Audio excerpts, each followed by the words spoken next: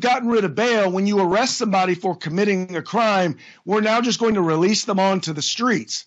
Where there are multiple stories. You're talking about bail reform. You're talking about bail reform. Right. Because African Americans were disproportionately harmed when they couldn't afford bail and white people could. Let me jump in because this is running a little long. But let me just clarify.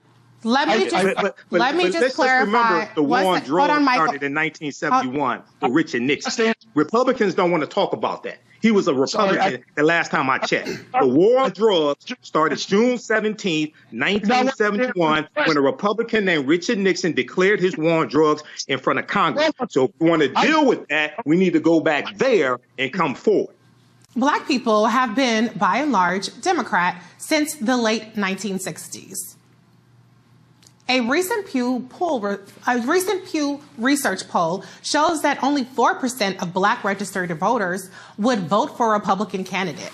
While Black Republicans are few, the study found they tend to be younger than Black Democrats. A Black Republican group called Project 21 believes the sway of young Black voters comes from the lack of upward mobility, poverty, crime, and other social ills. Project 21 is a network of Black leaders from across the nation and have identified 10 critical areas for reform and are offering 57 recommendations to remove barriers blocking Blacks. I don't like the word Blacks, but that's okay. Black people. Craig DeLuz, a Project 21 member and founder of Uncommon Sense Media Group, is joining us to explain their blueprint for a better deal for Black America plan. Hello, Mr. DeLuz. Welcome to the show. It's a pleasure to be here. Thank you for being here. I had a chance to look over this blueprint for a better deal for Black America, and I would be remiss if I didn't start off by saying that this is an extensive report of super anti-Black, and I would even say white supremacist talking points that are filled with completely absurd notions that want to roll back all of the racial progress that we've made in terms of civil rights and advancement. So what do you have to say for this plan and why you believe the suggestions that you've made, such as trying to ban critical race theory, get rid of all kinds of civil rights protections, is actually the right plan for Black America? Okay, well, first of all, your mischaracterization of the plan is, and as well, by the way, of Project 21, just goes to demonstrate how little you actually probably spent on it or on Project 21. First of all, Project 21 is not a Republican group. It's a group of people who conservative. We didn't say Republican. Than the left-wing paradigm. In other words, the Black community is just like every other community in that not everyone thinks alike. Right, we come from different. We have different beliefs. We have different. We have a variety of beliefs. We have a variety of positions on issues. Oftentimes, depending on what that issue is, the challenge we have, in particular, as a Black community, is monolithically we only come at it from one perspective. And we've lost, unfortunately, this is unfortunately an issue on both the right and the left. We've lost the idea of being able to talk about public policy nuance. And when we start talking about public policy nuance, we start to take a look at all of the items or perspectives from both sides and look to see which ones are going to be best for the Black community. What we've wound up with is our policymakers and our politicians only support those on the left. And so you wind up with a Democratic Party who says we don't have to do anything or address any issues of the Black community. And you wind up with a Republican Party that says, well, they're always going to vote Democrat, so we really don't have to address any issues within the Black community. I can agree with you about the Republican Party aspect, but I think that they are actually quite hostile to the Black community. They aren't just indifferent to our community. I think it's interesting because, hold on one second. Well, I didn't cut you off. 1 second. Here's the point that Hold on 1 second. I didn't cut you off, sir. I didn't cut you off, sir. Thank you. One thing I found interesting about the report is that the report talks about, or it starts that there have been failures of the Biden-Harris administration in terms of their policies. But the statistics that are outlined throughout the reports, like, for instance, statistics about homicide rate, statistics about a number of things, are 2019 and 2020. That's when President Trump was actually in office, and he had 4 years of policies to make improvements for the Black community. So how do you explain how President Biden is responsible for the failures of the Trump administration policies in 2020? Well, first of all, understand that the executive summary that was written as it came forward, you look at the put it this way, what the numbers were in 2020, which, by the way, were 2020 and 2019, the numbers have increased since then. And if you look at where those numbers, whether it's crime, whether it's poverty, where those numbers have gotten worse are in particular are in areas that are run by Democrats in major urban inner cities like San Francisco, like Oakland, like Los Angeles, like Chicago, like New York. And these are areas that have been run by Democrats, not just for a few years, but for generations. You look across the country and you look at where liberal policies are put in place, right? Crime is the highest, unemployment is the highest, economic opportunity is the lowest, quality of education is the lowest. I'm not here saying the Republicans have all the answer, the conservatives have all the answers, but here's what I know. I know the Democrats have demonstrated that they simply do not. Well, that's not true that crime is highest and a number of things that you asserted were the highest in Democratic areas. But just because you say it's not true doesn't mean it's not true. Okay, just because you say it's true doesn't mean it's true. So where we go with that? But one second. Let's talk about one of the assertions. It's a big part of this plan talks about crime. One of the most disturbing, and the reason why I characterize it as racist and white supremacist notions, was it specifically says in this plan that Black people are as criminal or more criminal, and that's why we see the kind of disparities in the way that Black people are treated in the disparities. Do you believe that Black people are more prone to criminal behavior? Do you agree with that assertion? You clearly did not read the report. I did read it. But what it will tell you is this, is that, and this is, by the way, this is true of every ethnicity. People who generally commit crimes against their own. In other words, the number one committer of crimes against Black people are Black people. And that's the same with whites. That's the same with Latinos, right? That's what that is pointing out. My question is, with all of these folks who are trying to be smart on crime by decriminalizing crime and putting criminals back on the streets, they're more worried about Black criminals than they are about Black crime victims. I mean, to be clear, that's a completely different point to say that there is higher interracial. Hold on. That's completely different to say that the number one perpetrators of crime against Black people are Black people, as opposed to saying that Black people are more criminal. If we look at, for instance, I agree with you, but what you're saying the report says is not what it says. That is what it said, but that's okay if you don't want to acknowledge that, or if you don't believe that, then I'm glad that you repudiate that aspect of the report. But we do have situations like, for instance, how Black people are disproportionately stopped for weed offenses, marijuana offenses, as opposed to white people, when Black people and white people have the same usage of drugs. One of the things that your plan calls for is for not decriminalizing marijuana. Can you explain that position? Well, first of all, I think they'd understand that overall throughout history, I mean, until recently with marijuana, there has only been one drug that has been legalized for recreational use, and that drug has been alcohol. I don't think that we do our community we don't provide them any additional benefit by legalizing the use of marijuana. What we were promised in the state of California, for example, was when we legalized marijuana that we would see an end to crime.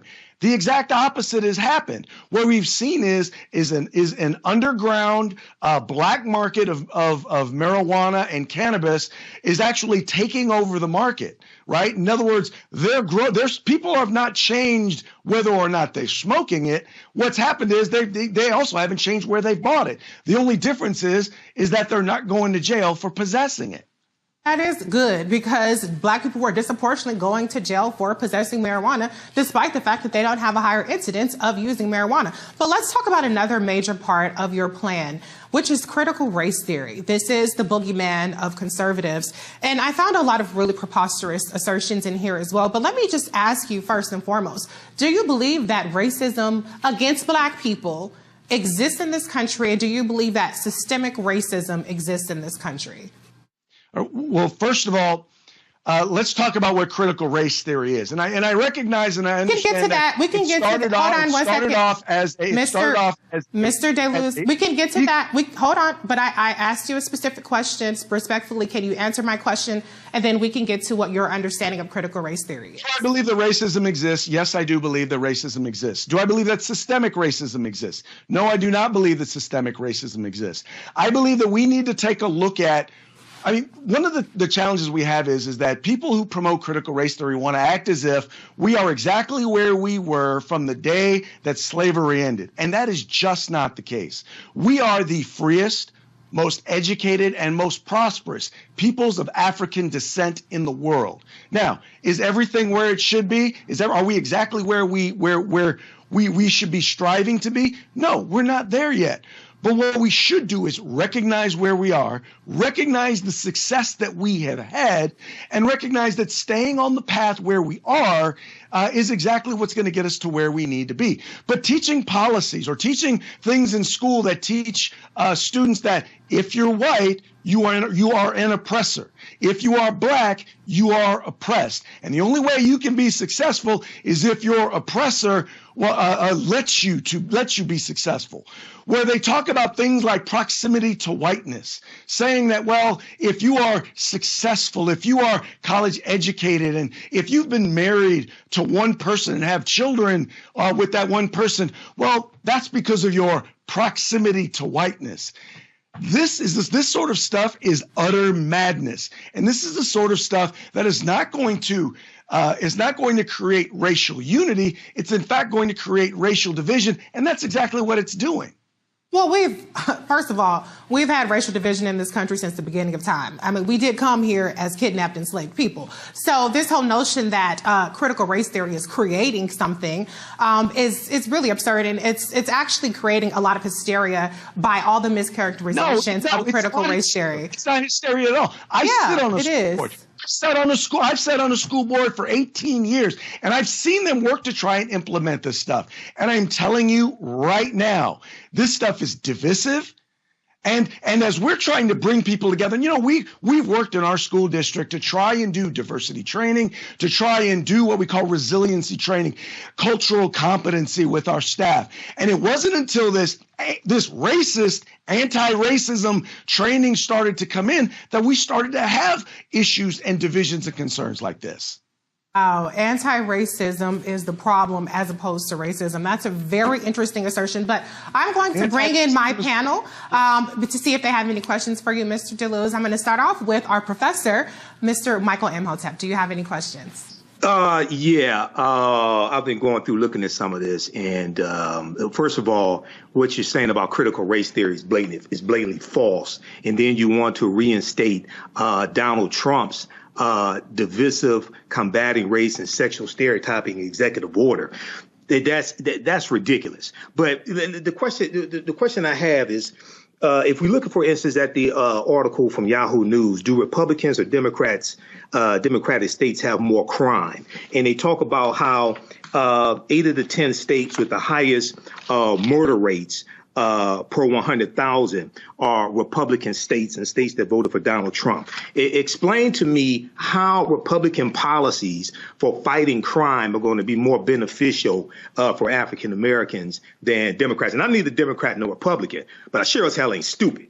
And I know when people are trying to snow job our people as well. But explain that to me. And then I got a follow up to deal with marijuana, because if you study the history of why marijuana was made illegal, it largely goes back to Harry J. Ansling in 1937, who was a white supremacist who targeted African Americans and who lied in front of Congress about the effects of marijuana as well. But we can get to that later. Go ahead and answer the first question. Okay, I'll use the state of California as an example. In the early 90s, in the state of California, we passed a number of laws which actually, which which were included mandatory minimums for various different crimes. We started to institute things like going after people who were involved in violent crime, people who were involved in the drug trade. And what we found was for over 20 years, we saw a decrease, we saw a cut in crime, in violent crime, and in property crime. And then in the early 2010s, about the time that we got our then Attorney General Kamala Harris, came in with this idea of, well, we're going to institute policies that are smart on crime. And as a part of smart on crime, what we're going to do is we're going to take things that are crimes, major crimes, felonies, and we're going to call them misdemeanors. And then not only are we now going to then call them misdemeanors, we're going to take the people who committed those crimes, we're going to take them out of state prison, and we're going to put them into county jails. Now, as a result of that, we've seen a number of things happen. Number one, the people who went from state prison to county forced then people who were in the county jails out onto the streets. On top of that, in many cases, you had people who were in county jails, which, by the way, are built for up to a year's stay. They're not built for long term, for more than a year. So you saw people who were going into county jails that didn't have rehabilitation programs, weren't set up for long term, and weren't set up for the populations that they had. And so then they started releasing prisoners. So now let's see. We've decriminalized crime. Oh, we got rid of bail. So now that we've gotten rid of bail, when you arrest somebody for committing a crime, we're now just going to release them onto the streets, where there are multiple stories. You're talking about bail reform. Right. Because African Americans were disproportionately harmed when they couldn't afford bail and white people could. Let me jump in because this is running a little long. But let me just clarify. Remember, the war on drugs started in 1971 for Reecie Nixon. Republicans don't want to talk about that. He was a Republican the last time I checked. The war on drugs started June 17, 1971, when a Republican named Reecie Nixon declared his war on drugs in front of Congress. So if we want to deal with that, we need to go back there and come forward. Go ahead. Pause, fellas, pause. Is my mic working? Is my mic on? Can y'all hear me? Okay, thank you very much. All right. Let me just fact check one thing because Vice President Kamala Harris was mentioning. Y'all know I don't play about her. Actually, it wasn't her initiative. It was safety realignment that brought about the difference between state prisons and local prisons and all that good stuff. But let's move on to another question because we got other people that want to get questions in. So, Kelly, you're up next. I didn't even have to ask this. Y'all had 5 minutes back and forth. Kelly, can you go ahead with your question, please? Sure. So we only covered 2 of these topics in this manifesto, blueprint, what have you, and those were the crime and the CRT. I want to focus on CRT only because it delves into another area, which is specifically education, not just ideologies in general. I need to know why you think learning about history is destructive. Because at the end of the day, critical race theory has been inflated to mean a whole bunch of things. At the end of the day, it really is a legal concept, but what it has been incorporated into as far as education is concerned is really correcting the wrongs that have been taught to myself and generations after me and setting the record straight, such as the enslaved were not just immigrants that came over to America from Africa. That is part of critical race theory in a lot of jurisdictions. Native Americans were not just giving people turkeys in a cornucopia during the Mayflower. That's part of critical race theory. You understand what I'm saying? So I need to know what is woke. Why is that even being demonized? Why is it that whenever it comes to Black history or critical aspects of Black history, that gets shut down for the sake of, frankly, white guilt? Okay. Before you answer that, is my mic on? Mr. DeLuz, I want to be respectful to you, so I just want to give you a heads up. We have one more panelist ask you a question. So if you can keep it relatively brief so that we can get the last person in and then move on to the next segment, I would really appreciate it. I don't want to have to cut you off, so I'm just telling you up front. Thank you. So first of all, let's understand that I think people on both sides are conflating what critical race theory is. I am not opposed to the idea of teaching our history, good and bad, in particular, and also when it comes to the issue of dealing with the issue of race and the history of African Americans. I know when I grew up, when I went to school, we didn't cover it the way we needed to. My point here is that what you're talking about, teaching and talking about the history, is not what critical race theory does, or at least it's not all that it does. And that's the problem. Is there are a lot of things. And by the way, critical race theory, at least I can only speak for California, has not been passed as a curriculum in any school district. Now, aspects of it, because it's not a curriculum, points of it have been put in place in various different places by various different instructors throughout the country. I'm just saying, my point is that those are the things that we need to be talking about and addressing. Talking about our history, not telling kids, well, if you're white, you're oppressed and you need to be ashamed of your whiteness. And that's the sort of stuff. Respectfully, sir, not one teacher on this earth has ever said that to a white baby. No one. And I am friends with plenty of teachers. I have sat on boards. No black teaper has ever told a white baby, you are the great-grandchild of my oppressor. That does not happen.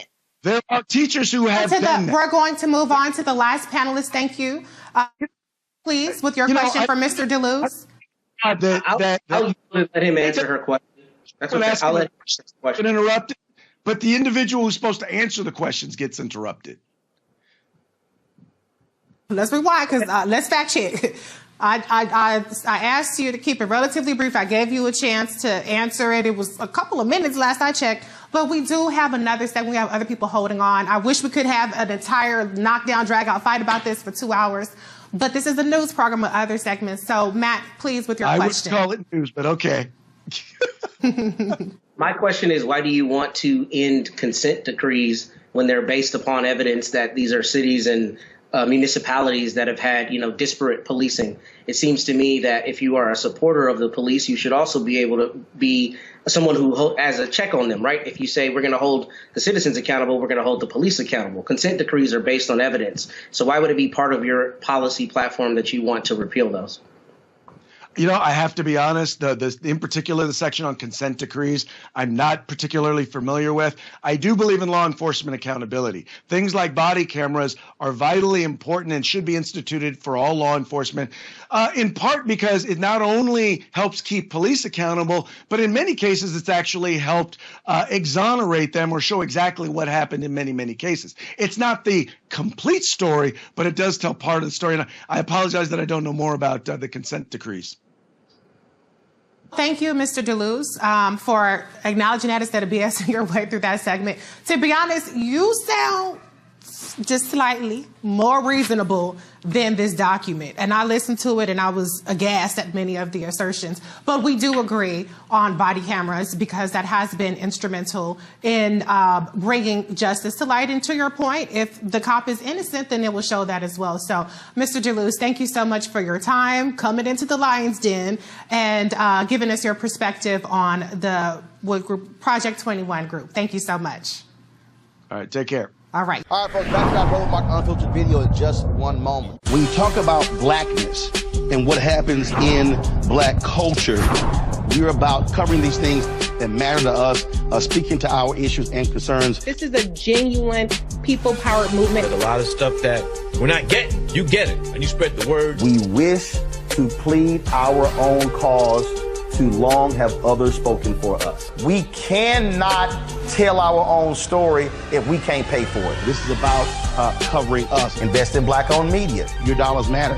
We don't have to keep asking them to cover our stuff. So please support us in what we do, folks. We want to hit 2,000 people, $50 this month, raise $100,000. We're behind 100,000, so we want to hit that. Y'all money makes this possible. Checks and money orders go to P.O. Box 57196, Washington, D.C. 20037-0196. Cash App is $RM Unfiltered. PayPal is R Martin Unfiltered. Venmo is RM Unfiltered. Zelle is Roland at RolandSMartin.com. All right, so that was Reecie sitting in for Roland. Also want to check out the Project 21, their blueprint. What is it called here? Just a second. Blueprint for a Better Deal for Black America. Project 21 Black Leadership Network. Black America. Okay, that's what this census is called. And now just reading the executive summary, I knew it was BS when I started reading the executive summary. In 2020, Black overwhelmingly voted for President Joe Biden in hopes he would push policies that would address the growing and diverse needs of their community. 18 months into President Biden's term, Blacks are more than a little disappointed. Rather than the centrist pro-growth and anti-crime policies they've been promised, Blacks have found that their personal situation in large part is worse than it was before Biden became president. And racism isn't the issue. Instead, crippling government policy is the real barrier for Blacks today. Okay. Now, what they don't want, then they say over the next year, the national debate has focused, over the last year, the national debate has focused far more on the interests of echo and woke warriors rather than kitchen table issues like job creation and low energy costs. 10 million jobs have been created under the Biden-Harris administration. 10 million jobs are created, 3.7% unemployment rate. The Biden administration has pushed expanding the safety net, enshrining critical race theory in the military, eco-alarmism, and abandoning America's southern border. They're not abandoning. This is bullshit. That's what this is. They put a black face on bullshit. That's what they did. Blacks aren't just ignored by today's priorities. They are harmed. Inflation, crime in their neighborhoods. But, you know, now he talked about, to show you how duplicitous this is, instead of, it said anti-crime policies, rather than the centrist pro-growth anti-crime policies they've been promised, Blacks have found, blah, blah, blah. Okay. What he doesn't say is like the George Floyd Justice and Policing Act. He doesn't say no Republicans voted for the bill in the House of Representatives. And the bill passed the House of Representatives by a vote of 220 to 212 in March of 2021. No Republicans voted for the bill. And then the Black Republican, Senator Tim Scott, blocked the bill in the Senate. See, this is why you can't slick a can of oil. You're talking to somebody who knows what happens, who knows what happened. Republicans blocked the George Floyd Justice and Policing Act. So how are you going to blame Democrats for that? Then he talks about inflation. Well, no Republicans voted for the Inflation Reduction Act, which will help Americans, which will give cost savings on energy costs, healthcare costs, things like this to fight inflation. No Republicans in the House or the Senate voted for the Inflation Reduction Act. No Republicans in the House or the Senate voted for the $1.9 trillion American Rescue Plan, which saved the American economy. Okay. Now, lastly, because I have to get out of here. Obviously, the people that wrote this nonsense,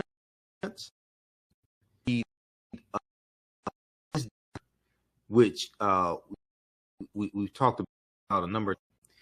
This document from whitehouse.gov goes through and breaks down step by step, policy by policy, how the policies of the Biden-Harris administration are helping African Americans. I encourage everybody to read this and then go read that nonsense for Project 21. This was dated November 6th, 2022. It was first updated in October of 2021. This is the most recent update. It's over 22 pages. The Biden-Harris administration advances equity and opportunity for Black Americans and communities across the country. One of the reasons why many African Americans are frustrated is because they're getting information from the wrong places and don't even this document exists, and they're listening to Simple Simon people on social media pushing propaganda who don't do research and don't understand policy. And they're trying to push for things like we want race-specific policies, but race-specific policies are illegal at the federal level and illegal in most states. That's Title VI of the 1964 Civil Rights Act, non-discrimination in federally assisted programs, Section 601. But those people don't do research, so they don't know things like this. Economic opportunity for Black families and communities. It talks about how the American Rescue Plan has helped African Americans.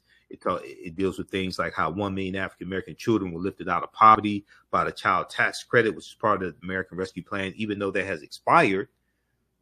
You can get that back. You got to pass it in the House and pass it in the Senate. Okay, maybe you could pick up a few Republicans in the House who will vote for the bill, make it a standalone bill, and get it passed in the Senate. Lowering energy costs. The Biden-Harris administration's vital policies and programs include lowering energy costs and creating economic opportunities through the Inflation Reduction Act. It goes through breaks all this stuff down, making home efficiency upgrades more affordable, creating economic opportunities and good paying jobs. We haven't talked about the $1.9 trillion American Rescue Plan yet, providing relief to farmers, especially African-American farmers. Republicans are not providing relief to African-American farmers. If anything, you had about 11 white farmers, 11 lawsuits to block the debt forgiveness that was in the American Rescue Plan for farmers of color, including African-American farmers. Republicans are against that. Making critical investments in Black families and communities in the American Rescue Plan. Historic expansion of the child tax credit, cutting child poverty to record lows for Black children. Okay. Supporting child care providers and reducing child care costs for Black families. The American Rescue Plan tripled the earned income tax credit for 17 million workers without dependent children. Helping Black Americans stay in homes. There was $25 billion in rental assistance that people stay in their homes. Black Americans were the largest group that received this help, representing more than 40% of aid recipients. This is stuff Republicans don't want to deal with. And people like Craig DeLuz, they don't want to talk about this. They're not going to tell you about this document. Who has showed you this document? Who has told you about this besides me and the African History Network? Go read this. The Biden-Harris administration advances equity and opportunity for Black Americans and communities across the country. This is why when I was reading the executive summary of Project 21, I knew it was garbage. I knew it was nonsense. And that was before Craig even came on the show, and then he came on the show, and then I was right. It's a bunch of nonsense. Okay. All right, look, we have to get out of here. You can support the African History Network, $, the AH Show through Cash App, $, the AHN Show through Cash App, also through PayPal, paypal.me/show. We have a page of our website also. Okay, remember, right now it's correct wrong behavior. It's not until we win. Wakanda forever. And we'll talk to you next. Peace.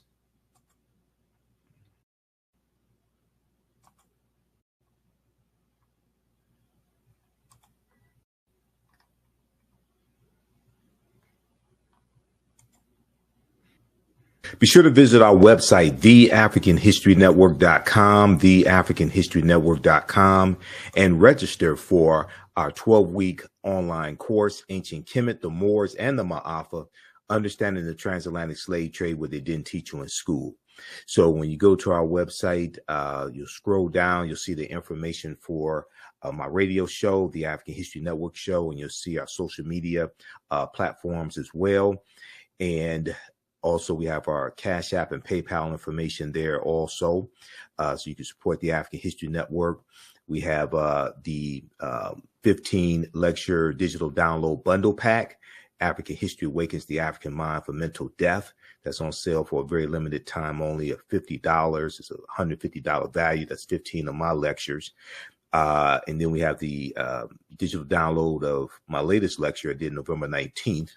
dealing with the new Black Panther movie, Black Panther Wakanda Forever, Analysis, African and Mesoamerican Culture, a shared history. That's on sale, $10.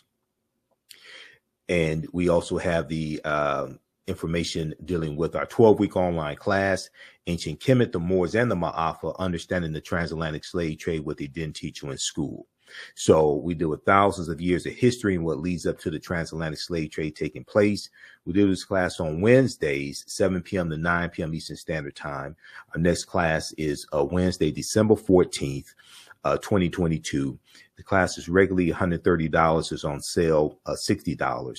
So we do the class live. All the sessions are archived and recorded, so you can go back and watch it anytime. So a year from now, 2 years from now, you can go back and watch the entire class. Click right here for to register here. You can use your debit card, credit card, or PayPal. And I do a PowerPoint presentation. We have book references, articles, video clips, and we go through and look at this history chronologically. You can also use this with your children as well. I would say the information is PG-13, so it's not overly graphic. I don't do a lot of cursing or things like that, okay? And then on Tuesdays, I teach from the Civil War to the Civil Rights Movement and Black Power, 1865 to 1968, okay? Our next class is Tuesday, December 13th, 7 p.m. to 9 p.m. Eastern Standard Time. Same format for this class as well, and it's on sale $60, regularly $130. And we start in the year 1800, looking at the 1800 census, and then we look at the Louisiana Purchase and the Haitian Revolution, because those two events are related. And we go through and look at history chronologically leading up to the Civil War, which starts April 12, 1861. We look at what leads to the Civil War taking place. We look at things like the Mexican-American War and the Missouri Compromise of 1820. We deal with the Treaty of Guadalupe Hidalgo of 1848. We look at the Kansas-Nebraska Act of 1854. And we go through a look at history chronologically that leads up to the Civil War taking place. Then we look at the Civil War, the Reconstruction era, the Compromise of 1877, which ends Reconstruction. We look at the Jim Crow era, Great Migration, which is 1915 to 1970, World War I, World War II, Civil Rights Movement, and Black Power movement, okay? To better understand what happened after slavery ended, to understand how we got to where we are today, to understand where we need to go from here, okay? So that's from the Civil War to the Civil Rights Movement and Black Power, 1865 to 1968. I teach this class on Tuesdays, 7 p.m. to 9 p.m. Eastern Standard Time, so you can join us in our next class. And we also have both classes in a bundle pack, okay? So you get both classes for $100. It's a fantastic value. It makes a great gift, whether you celebrate Christmas or Kwanzaa. This is a over $260 value for only $100. Click right here for register here. And if you've taken any of my online classes in the past, email me at ahnshow@theafricanhistorynetwork.com, ahnshow@theafricanhistorynetwork.com, and you get a 50% discount. Or just click on Contact the African History Network, and right at the top of the page on the menu, and you can email us right through the website. Okay. All right. So once again, we do the sessions live, all the sessions recorded. So a year from now, 2 years from now, you can go back and watch the entire class. And as soon as you register, you can watch last week's class and the previous sessions. All right. So be sure to register for this class, and we'll see you in our next class. And we do the sessions live. We have a live text chat in the class. You can see me, I can't see you. So it's not like a Zoom meeting at work or anything like that. Okay. And then if you have questions after